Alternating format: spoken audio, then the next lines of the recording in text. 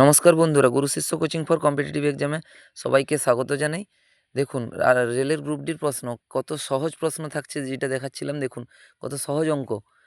যেমন একটা অঙ্ক এখানে দেখুন, 36 সেমিকে কিলোমিটারে রূপান্তর করুন। সেন্টিমিটারকে কিলোমিটার বলছে, তাহলে সেন্টিমিটারটা কি আছে আমাদের?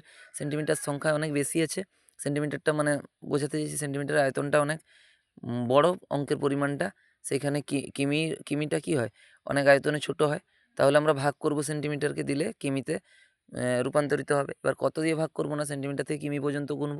সেন্টিমিটার শব্দটাকে বাদ দিয়ে দেখুন গুনে যাচ্ছি। সেন্টিমিটার, মিলি সেন্টি, ডেসিমি, ডেকা, হেক্টো, কিলো। ডেসিমি, ডেকা, হেক্টো, কিলো। অর্থাৎ ৫টা ঘর, মানে একের পরে ৫টা শূন্য, এটা দিয়ে ভাগ করব। একের পরে ৫টা শূন্য, এটা দিয়ে ৩৬কে আমরা ভাগ করব। দিলে আমরা পেয়ে যাব। তাহলে কি হবে? ৩৬কে আমরা ভাগ করব কত না, একের পরে ৫টা শূন্য দিয়ে, ৩, ৪, ৫। একের পরে ৫টা শূন্য দিয়ে ভাগ করব। তখন কি হবে না, ৩৬ দুটো ডিজিট, তাহলে এখানে দুটো শূন্য নিল। আর বাকি ৩টে শূন্যর আগে দশমিকটা বসবে।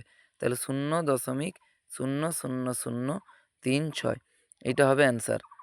বুঝতে পেরেছেন বন্ধুরা? এটা হবে অ্যান্সার 0.000036।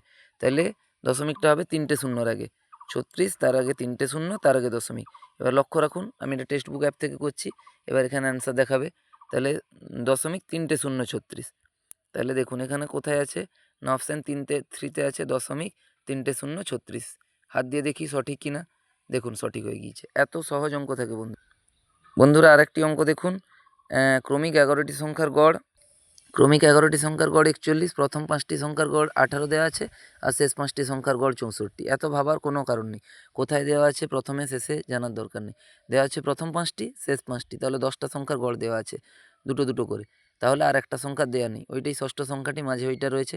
ওইটা বেরিয়ে পড়বে যদি প্রথম সংখ্যার মোট থেকে এই দুটোর গড়কে আপনি বিয়োগ করেন। তাহলে দেখুন করছি কেমন করে হয়, দেখুন কত সোজা। দেখুন 11টি সংখ্যার গড় দেওয়া আছে, তাহলে 11টা সংখ্যার মোট বের করব।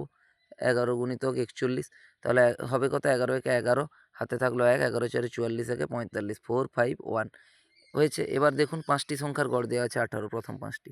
5 গুণিতক 18, আমি এবার তার মোট বের করলাম, কত হলো না 90। আর দেওয়া আছে শেষ 5টি সংখ্যা, আবার 5টি সংখ্যা, তার গড় দেওয়া আছে 64।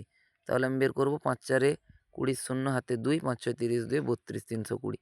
এবার এই দুটোর মোট বের করব। এই দুটোর মোট হয়েছে 90, 0 0 9 10 11 1, হাতে 1, 3 1 4, 410। তাহলে মোট কত হয়? 410। আর প্রথমে কত বেরিয়েছে? 451। 451 থেকে 410 বিয়োগ করব। 451 থেকে 410 বিয়োগ করব, দিলে কত হবে? 410 থেকে 451 বিয়োগ করলে 41 হবে। তাহলে অ্যান্সার কত হবে? ষষ্ঠ সংখ্যাটি 41। তো বন্ধুরা দেখুন 41 আছে কিনা, আমি হাত দিয়ে দেখবো এটাতে 41 হয় কিনা। দেখুন লক্ষ্য রাখবেন, 41-এ হাত দিব। তাহলে এখানে 41, হ্যাঁ অপশান একে পেয়ে গেছি 41। হাত দিয়ে দেখি, দেখুন সঠিক অঙ্ক। এত সহজ অঙ্ক থাকে রেলের গ্রুপ ডির পরীক্ষায়। তো বন্ধুরা কোনো চিন্তার কারণ নেই। অবশ্যই ভিডিওটি শেয়ার করুন আর চ্যানেলকে সাবস্ক্রাইব করুন।